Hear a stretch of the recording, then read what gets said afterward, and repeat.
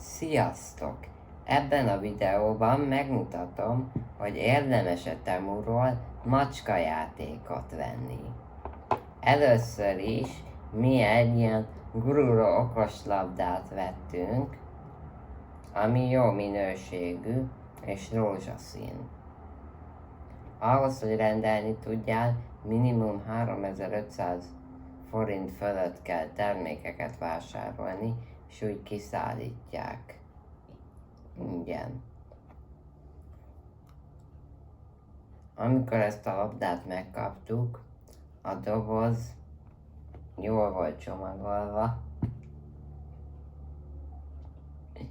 Igen, és akkor kinyitottuk, tölteni kellett rajta ezzel a kábellel, és miután feltöltött, zölden világított itt a széle, és miután feltöltött, megnyomtuk a gombot, és elindítottuk. Dani először félt tőle, de utána megszokta. Most már néha úgy játszik vele, hogy pofozgatja. Majd beteszek ide bal felülre 2 fotót. És még elmondom, hogy miért érdemes más macskajátékot Temuról rendelni. Először is azért, mert ezek a termékek jó minőségűek, és gyorsabb kiszállítás van, mint az eBay-nél.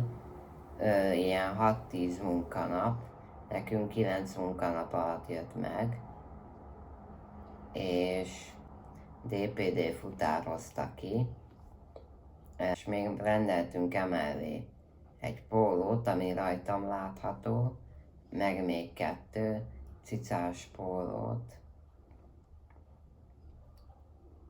Úgyhogy szerintem érdemes Temuról rendelni macskajátékot, meg minden mást. Sziasztok! Ennyi lett volna a videó. Ha tetszett, dobjatok egy lájkot és iratkozzatok fel.